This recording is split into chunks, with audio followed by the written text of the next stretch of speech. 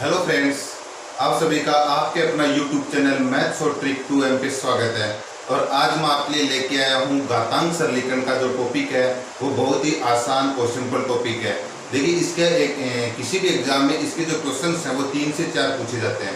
तो देखो आपके लिए कुछ चुनिंदा क्वेश्चंस मैं लेकर आया हूँ जो एग्जाम्स में आए हुए हैं। ठीक है, तो चलो ज़्यादा टाइम वेस्ट न करते हुए अपन अपने टॉपिक को स्टार्ट करते हैं।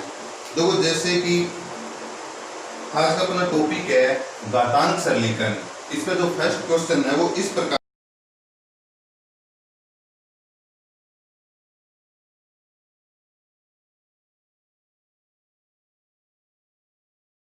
देखो इस प्रकार के क्वेश्चन को कैसे करेंगे। बहुत ही आसान और सिंपल क्वेश्चन है।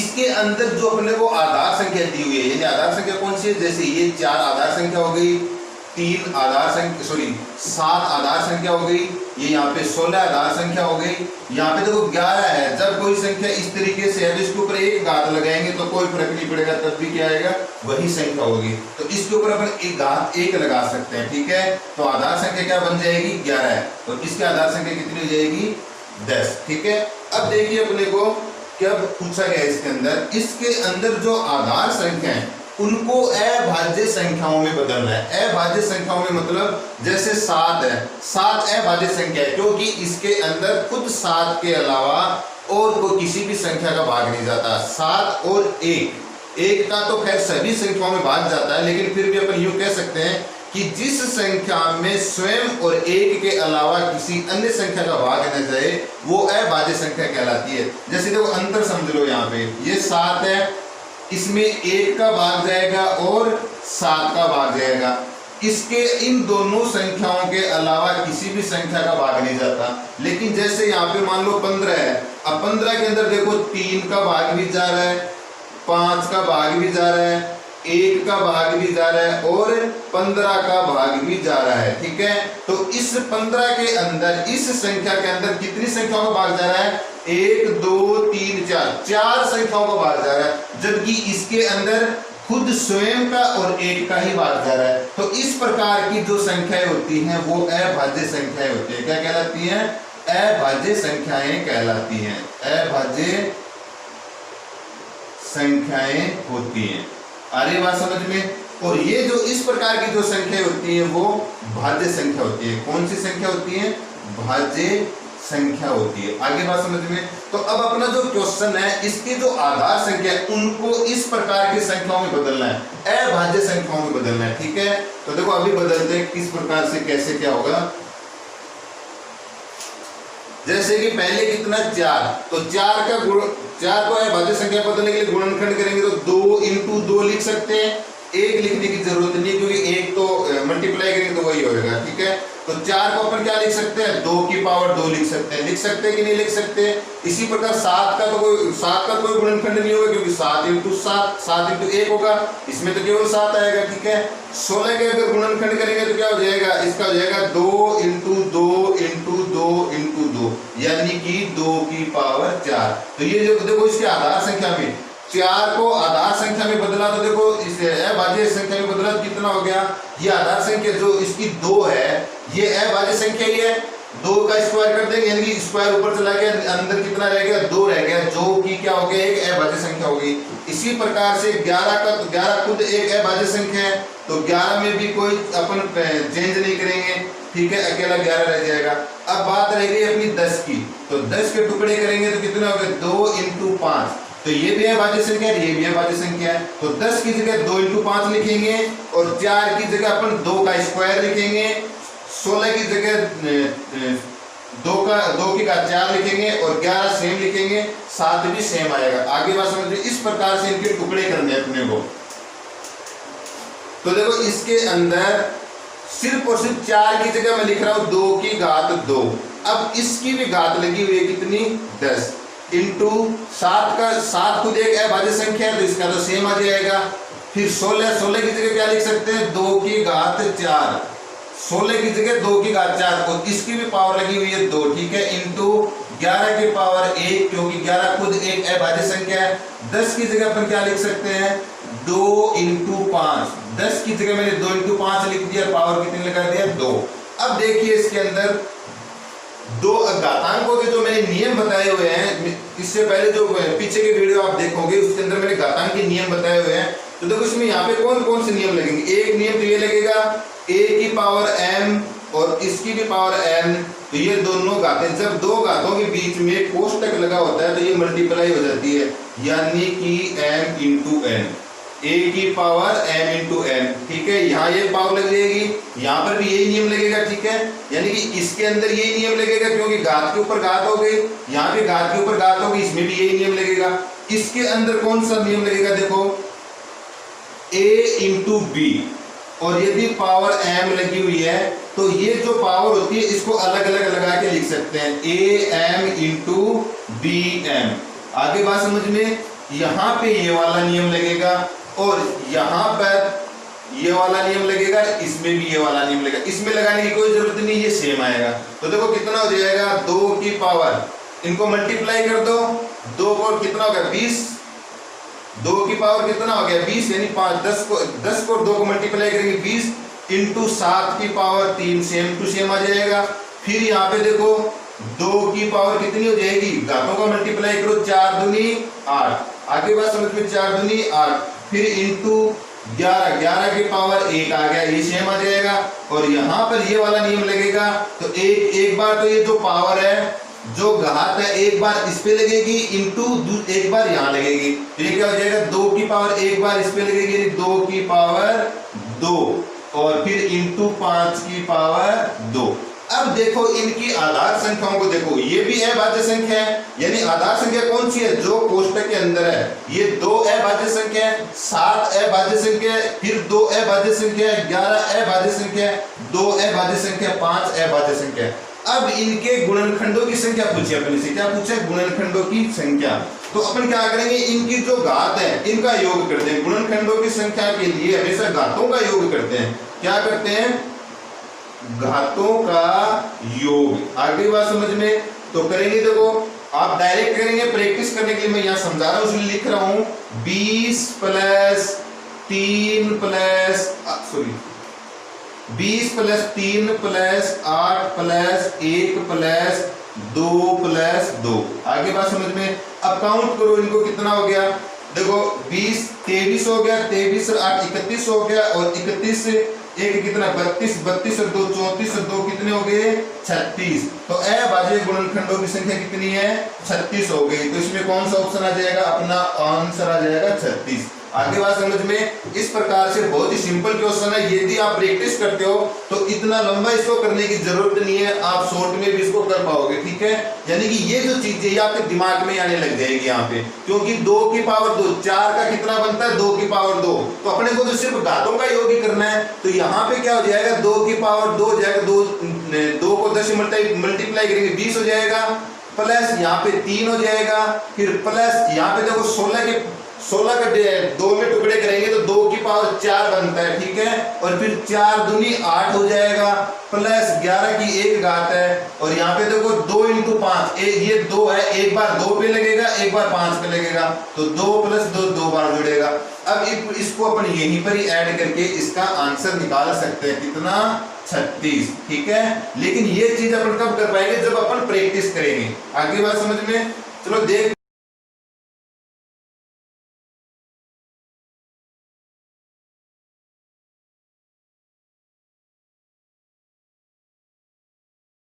ठीक है, अब देखते हैं, देखो सबसे पहले तो देखो यहाँ पे अभाज्य संख्या घातांकों में कम से कम देखो इसमें 3 दिया हुआ है, तो ये 81 है, ये 81 और ये 9 है, तो ये 3 से डिवाइड होता है, ये भी 3 से डिवाइड होता है, और 81 ये जो है ये भी 3 से डिवाइड होता है। तो इसको अपना 81 के टुकड़े करेंगे, 9 के टुकड़े करेंगे, इनको 3 में बदलेंगे। कैसे बदलेंगे, 3 में। तो देखो 81 के जब टुकड़े करेंगे तो 3 इंटू 3 इंटू 3 इंटू 3 होगा, क्योंकि 3 3 9 और 3 3 9, और 9 को 9 से मल्टीप्लाई करेंगे 81, तो ये 81 किसके इक्वल होता है, ये होता है 3 की पावर 4 की। तो जहां 81 है वहां पे अपन लिखेंगे 3 की पावर 4, ठीक है। अब देखो ये 3 तो खुद है भाज्य संख्या है, इसका तो इसके तो टुकड़े होंगे नहीं, 9 के टुकड़े अपन करेंगे तो कितना जाएगा 3 × 3 और क्या हो जाएगा 3 की पावर 2। यानी कि जहां पे 81 होगा वहां पे अपन लिखेंगे 3 की पावर 4 और जहां 9 है वहां पे लिखेंगे 3 की पावर 2, ठीक है। और अपना आंसर आ जाएगा आसानी से। तो देखो करो,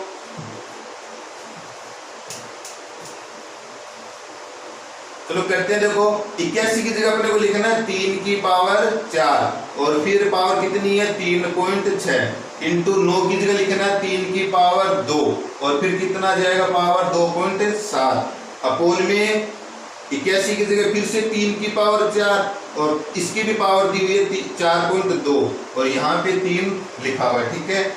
अब देखो इसको फिर से वही घातांक वाला नियम लगेगा, a की पावर m दिया हुआ है, इसकी भी पावर n दिया हुआ है, तो क्या हो जाएगा a की पावर m इंटू n।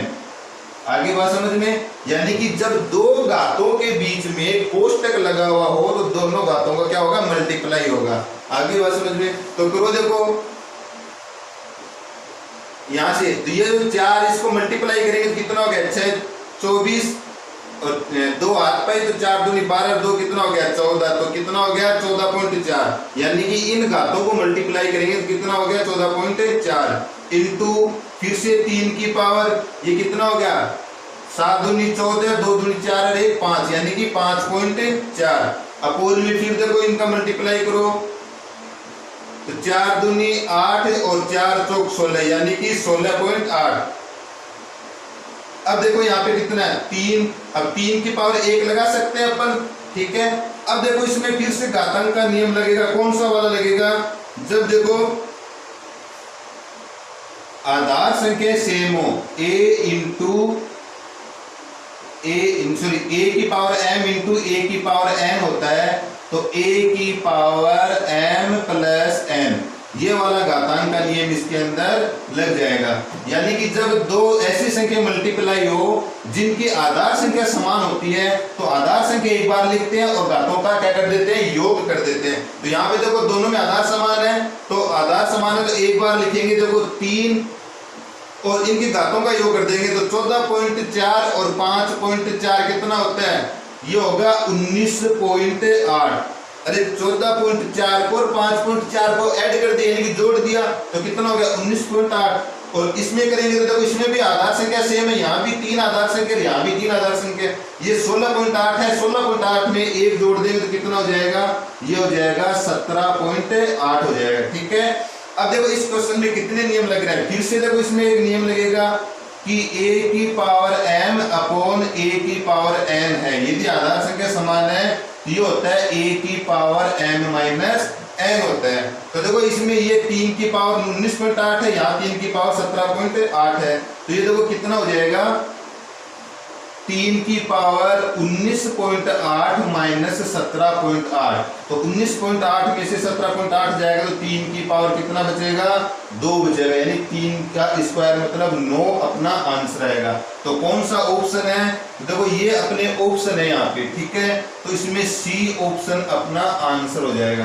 आगे बात समझ में, तो देखो ये घातांक नियम ऐसे एक ही क्वेश्चन में कम से कम 3 घातांकों के नियम यूज है। अपन ऐसी कोई बात नहीं, अगर प्रैक्टिस करेंगे सवाल करेंगे तो ये मौखिक अपने को याद हो जाएंगे और जब ये याद हो जाएंगे तो इनको लिखने की जरूरत ही नहीं है, आप डायरेक्ट यही करने लग जाओगे। फिर मैं बार बार एक ही बात बोल रहा हूँ कि प्रैक्टिस करोगे तो आपको इतना लंबा यहाँ तक करने की जरूरत ही नहीं है, आप आंसर फर्स्ट या सेकेंड स्टेप में ही निकाल लोगे, ठीक है। तो चलो देखते हैं नेक्स्ट क्वेश्चन।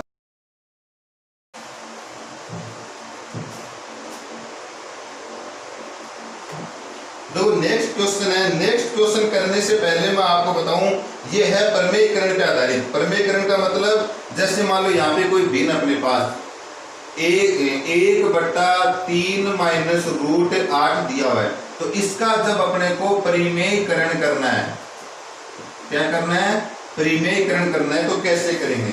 देखो परिमेयकरण पहले मैं डिटेल से बता देता हूँ, उसके बाद में अपन डायरेक्ट करेंगे। तो पहले होगा 1/3 माइनस रूट 8, इसका परिमेयकरण अपने को करना है। तो देखो कैसे करेंगे, आपको कुछ नहीं करना, जो बट्टे में जो दिया हुआ है इसका यहाँ पे सेम संख्या से मल्टीप्लाई करना है। जैसे ये हो गया 1/3 माइनस 8, तो ऊपर नीचे सेम संख्या से गुणा करना है। तो ये हो गया 3√8 बट्टे में 3√8। अब देखो क्या संख्या तो सेम है, 3√8 तो 3√8 हो गया, ठीक है। लेकिन यहाँ पे जो चिन्ह आएगा वो प्लस आएगा या माइनस, तो आपको याद रखना यहाँ जो चिन्ह दिया हुआ है उसका विपरीत चिन्ह आएगा। यहाँ माइनस है तो इनमें दोनों में प्लस आएगा। इस तरीके से गुणा करना है। अब इनको गुणा करेंगे तो देखो इस कोष्टक वाली संख्या को 1 से गुणा करेंगे तो ये तो क्या आएगा 3 + √8 आ जाएगा, ठीक है। अब देखो इसमें क्या है a minus B a plus B, ये a का काम कर रहा है यानी a - b into a plus B. तो ये जो अपना समीकरण होता है, एक फॉर्मूला होता है, एक सर्व समीकरण होती है, क्या बनाती है a² - b² बनाती है। आगे बात समझ में। तो यहाँ पे a का काम कौन कर रहा है 3, तो 3 का स्क्वायर हो गया। फिर देखो माइनस लगता है इसमें फाइनली, तो माइनस b का काम कौन कर रहा है √8 कर रहा है, तो √8 का स्क्वायर हो गया। आगे बात समझ में।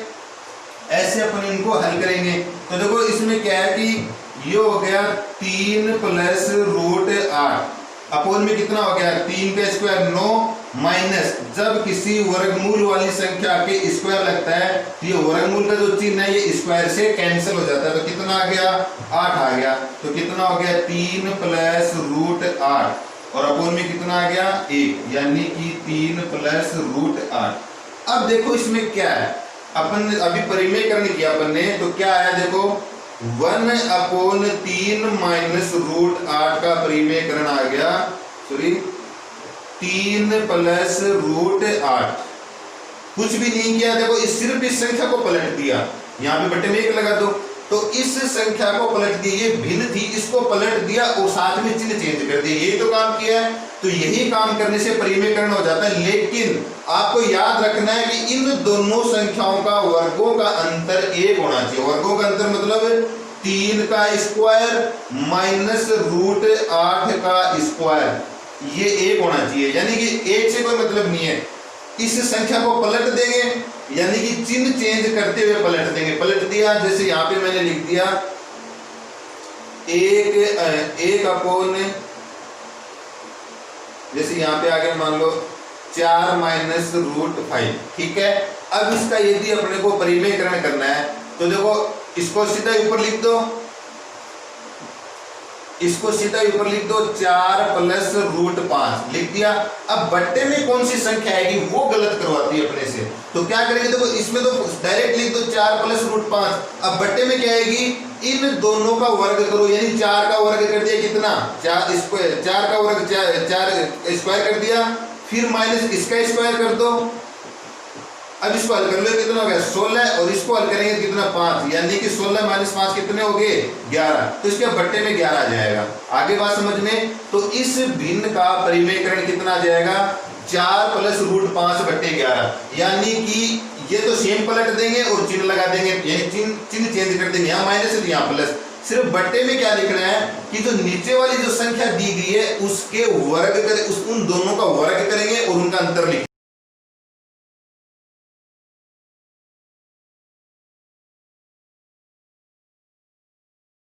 मैंने बताया कि इसका पहले यहां से स्टार्ट करेंगे, तो इस संख्या को पलट देंगे, देखो ये 3 माइनस लगा तो प्लस और √8 आ गया। अब इन दोनों का वर्गों का अंतर करो, तो 3 का वर्ग कितना हो गया 9 माइनस आएगा और √8 का वर्ग करेंगे तो 8, तो 9 - 8 कितना हो जाएगा 1 आ जाएगा। तो अपन यहाँ पे डायरेक्ट 1 ही लिखेंगे, और 1 भी लिखें या न लिखें कोई फर्क नहीं पड़ता, तो इसको इतना भी रख सकते हैं, ठीक है। आगे बात समझ में। फिर देखो माइनस, क्या आ गया माइनस।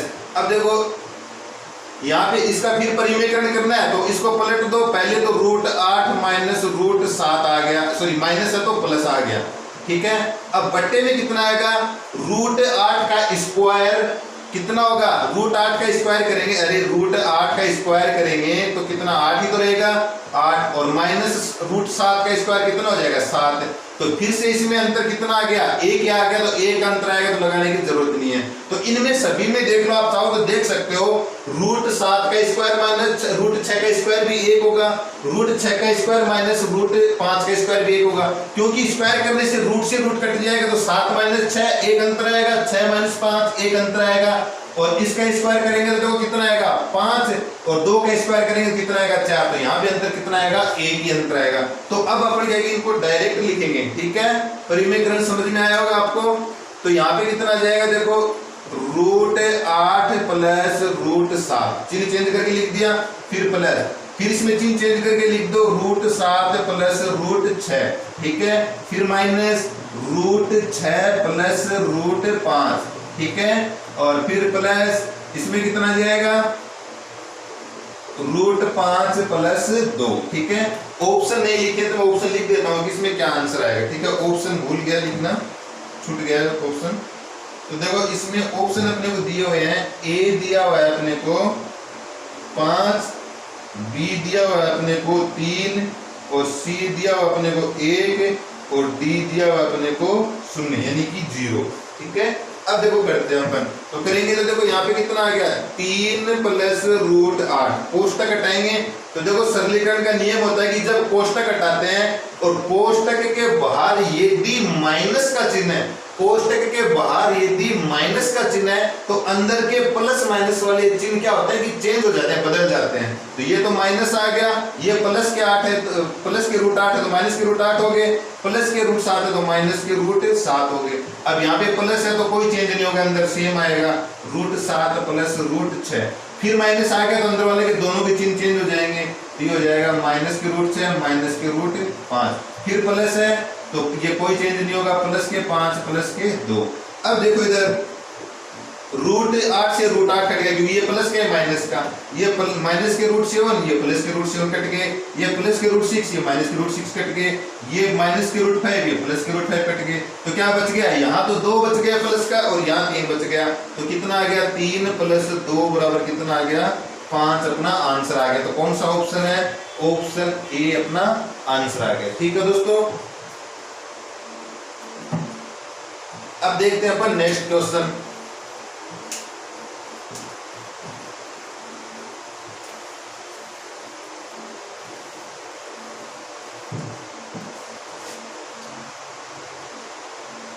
नेक्स्ट क्वेश्चन अपना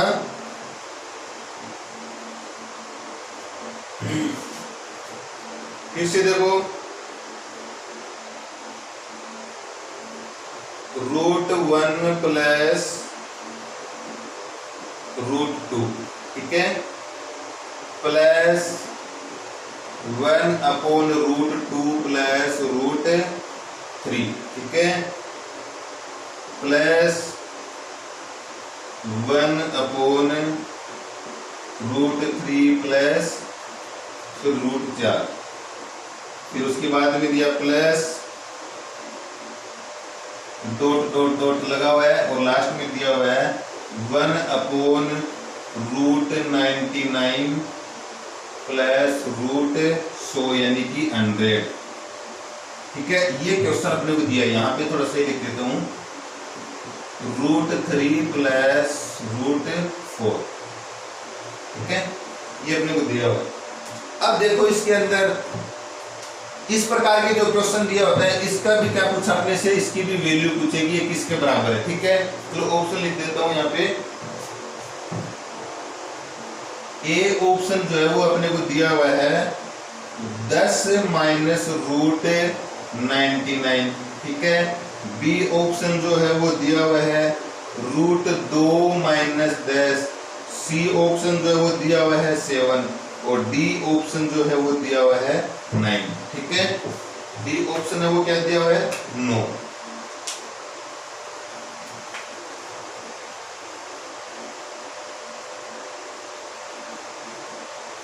ठीक है, अब देखो इस प्रकार के जो क्वेश्चन होते हैं वही इनका परिमेयकरण करेंगे, उसके बाद करेंगे। तो परिमेयकरण करने के लिए क्या करते हैं, इन दोनों को लिखेंगे और चिन्ह चेंज कर देंगे, ठीक है। चिन्ह चेंज करेंगे। तो इन परिमेयकरण में एक बात आपको याद रखना है कि हमेशा जैसे मान लो ये इस तरीके से लिखा हुआ है इसके अंदर √1 प्लस √2, ये तो लिखा हुआ है। तो इसका परिमेयकरण ये होगा √1 √2 और इनका जो चिन्ह है वो माइनस का लगेगा, ठीक है। तो एक बात याद रखना, आप इन दोनों में से जो बड़ी संख्या है वो इधर होगी, छोटी संख्या इधर होगी, यानी कि इसको यूं लिखेंगे √2 प्लस √1। जब प्लस वाली संख्या है जैसे 5 प्लस 4 है तो इसको 4 प्लस 5 लिखने में तो कोई फर्क नहीं पड़ने वाला। तो यहाँ पे √2 बाद में लिखा हुआ था तो मैंने इसको यहाँ लिख दिया और √1 को प्लस लगा के बाद में लिख दिया, कोई फर्क नहीं है। अब इसका जब अपन परिमेयकरण करेंगे तो क्या हो जाएगा, √2 और ये हो गया √1, √2 √1 और जो प्लस का चिन्ह है तो माइनस का। बट्टे में क्या आएगा, इनके बट्टे में इन दोनों का वर्गों का अंतर, तो इसका वर्ग करेंगे 2, इसका वर्ग करेंगे 1, दोनों का अंतर 1। तो क्या आ रहा है कि बट्टे में 1 आ रहा था, 1 लगाने की जरूरत नहीं है। तो यहाँ इसका परिमेयकरण कितना हो जाएगा, √2 - √1। याद ये रखना है कि जब माइनस का चिन्ह लगाना पड़े अपने को तो बड़ी संख्या में से छोटी संख्या घटाते हुए लिखेंगे, ये याद रखना आपको, यानी कि बड़ी संख्या में से छोटी संख्या घटाते हुए लिखेंगे। अब इसमें भी देख लो, इन दोनों का वर्गों का अंतर करना है, यहाँ पे चाहे प्लस लगे चाहे माइनस लगे, वर्गों का अंतर ही करना है, ठीक है। तो 3 का √3 का वर्ग करेंगे तो 3 और 2 √2 का वर्ग करेंगे तो 2, तो 3 और 2 का अंतर भी 1 होता है, क्योंकि स्क्वायर करेंगे वर्ग करेंगे तो रूट तो कट जाएगा, तो अंदर वाली संख्याओं का अंतर देख लेंगे डायरेक्ट, यानी 4 3 का अंतर 1, 100 और 99 का अंतर कितना 1। तो इसका मतलब बट्टे में 1 आएगा। तो जब बट्टे में 1 आता है तो अपन डायरेक्ट कर देते हैं, यानी कि जो बट्टे में दिया हुआ है उसको ऊपर लिख देते हैं चिन्ह चेंज कर कर। तो ये प्लस है तो प्लस चिन्ह चेंज कर दो, इसका बड़ी संख्या में से छोटी घटानी है तो प्लस का 3 माइनस √2, ठीक है। उसके बाद में प्लस का 4 माइनस √3, उसके बाद में डॉट डॉट कर देंगे और यहाँ क्या जाएगा, बड़ी संख्या क्या है √100 माइनस √99। आगे बात समझ में।